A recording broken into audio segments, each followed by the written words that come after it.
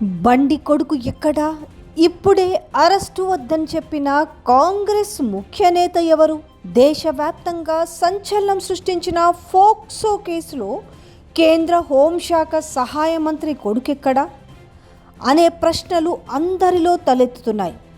బాధితురాలు మైనర్గా తేలడంతో బీజేపీ నేత బండి సంజయ్ కుమారుడు సాయి భగీరథ కనిపించడం లేదు.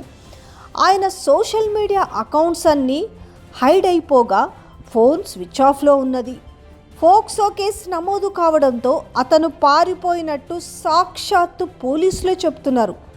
గతంలో అయితే ఏ నేరం జరిగినా నిమిషాలు గంటల వ్యవధిలో నిందితులను అదుపులోకి తీసుకొని విచారించే పోలీసులే ఇప్పుడు కావాలనే నిందితుడిని పట్టుకోవడం లేదని స్పష్టమవుతున్నది. ఆదివారం ఉదయం నుంచే భగీరథ ఫోన్ స్విచ్ ఆఫ్ వస్తుండడం మరిన్ని అనుమానాలు రేకెత్తుతున్నాయి.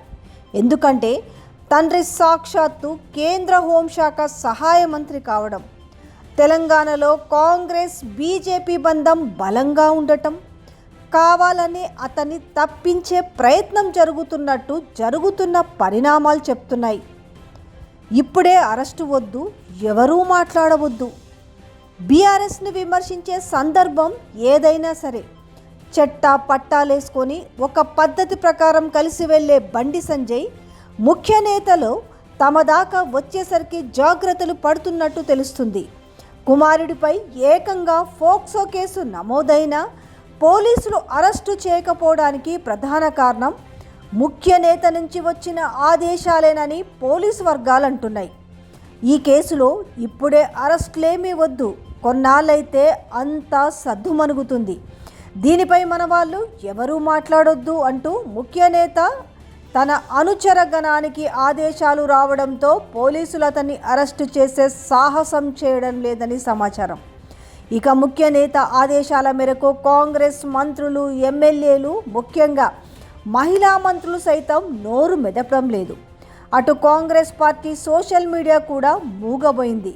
ఇంకొందరు కాంగ్రెస్ సోషల్ వారియర్స్ బండి సంజయ్కి మద్దతుగా పోస్టులు, కామెంట్లు పెడుతూ ముఖ్య నేత అడుగుజాడల్లో నడుస్తున్నారు. సంజయ్ కొడుకు వ్యవహారంలో కాంగ్రెస్ ప్రభుత్వం, పోలీసులు, పెద్దలు సంపూర్ణ మద్దతిస్తున్నారు.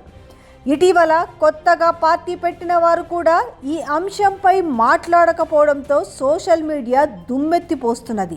తెలంగాణలో కాంగ్రెస్ ప్రభుత్వం అధికారంలో ఉన్న బీజేపీ నేతలకు ఆ పార్టీ మద్దతు దండిగా ఉండడంతో పక్కా పథకం ప్రకారము తన కొడుకును తండ్రి బండి సంజయ్ తంపించినట్టు పోలీసు వర్గాలు చెప్తున్నాయి. ఒక్క ఫోన్ నెంబర్ ఆధారంగా విదేశాల్లోనూ రహస్య ఆపరేషన్లు చేసి అరెస్టు చేసిన పోలీసులు సైతం భగీరథ ఎక్కడున్నాడో మాకు తెలవడం లేదు, ఆయన ఫోను స్విచ్ ఆఫ్ వస్తుంది అని చెప్పడం హాస్యాస్పదంగా ఉంది. కొత్త డీజీపీగా బాధ్యతలు చేపట్టిన సివి ఆనంద్ సైతం మహిళల రక్షణే తమ ప్రథమ కర్తవ్యమని చెప్పి బండి కుమారుడి విషయంలో కిక్కురుమనడం లేదని రాజకీయ వర్గాలు విమర్శిస్తున్నాయి. తన కుమారుడి ఆచూకీ దొరకకపోతే ఆయన ఫోన్ స్విచ్ ఆఫ్ వస్తుండే తండ్రి సంజయ్ మాత్రం ఎలాంటి కంగారు లేకుండా ప్రధాని సభలో జోస్తో మాట్లాడారు. కొడుకు కనిపించడం లేదని ఫిర్యాదు ఇవ్వకపోవడంతో అతనే తన కొడుకును తప్పి ఉంచాడని అనుమానాలు తలెత్తుతున్నాయి. అంతేకాకుండా నిన్న బండి సంజయ్ మోడీ సభలో మాట్లాడుతూ గుండెలు బాదుకుంటున్న వైనం తెలంగాణ ప్రజల్లో విస్మయానికి గురి చేస్తున్నది. నా మీద ఫామ్ హౌస్లో కూర్చున్న ఎలక నా పైన ఆరోపణలు చేస్తుంది అంటూ గుండెలు బాదుకుంటున్నారు. కానీ అసలు లాజిక్ మిస్ అయ్యారా బండి గారు? మైనర్ విషయంలో జరిగింది మీరు హనీ ట్రాప్ అని చెప్తున్నప్పుడు ఎక్కడో మీరు లాజిక్ మిస్ అయ్యి మీ అంతటా మీరే స్వయంగా ఇరుక్కున్న వైనం కనిపిస్తుంది.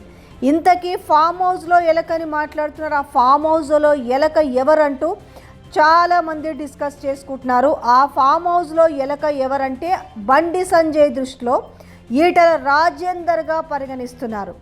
వీరిద్దరికి మధ్యలో చాలా కాలంగా వార్ నడుస్తున్న నేపథ్యంలో, కోల్డ్ వార్ నడుస్తున్న నేపథ్యంలో నిన్న ఏకంగా మోదీ సభలోనే ఆయన గుండెలు బాదుకున్న వైనం కనిపిస్తుంది.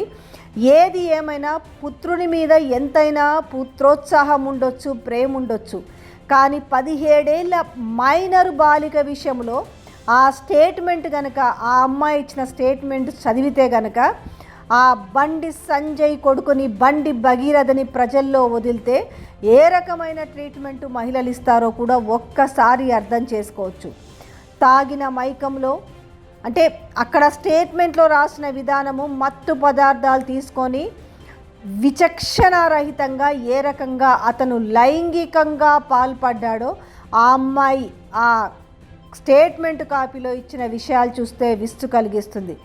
కానీ ఈ కేసుని మసిపూసి మారేడుకాయ చేయడానికి ఇక్కడ కాంగ్రెస్ పార్టీ నుంచి ఆ ముఖ్య నేత ఎవరో మీకు ఈ పాటికే అర్థమైంది. ఎవరో కాదు, ఆయనే ముఖ్యమంత్రి రేవంత్ రెడ్డి అనేసి ఈరోజు తెలంగాణ లోకమంతా కోడై కూస్తుంది. ఇకనైనా అసలు బండి సంజయ్ కొడుకుని అరెస్ట్ చేస్తారా, లేక ఈ విధంగానే తప్పించి చేతులు దులుపుకుంటారా అనేసి ప్రశ్నిస్తున్న వైనం కనిపిస్తుంది.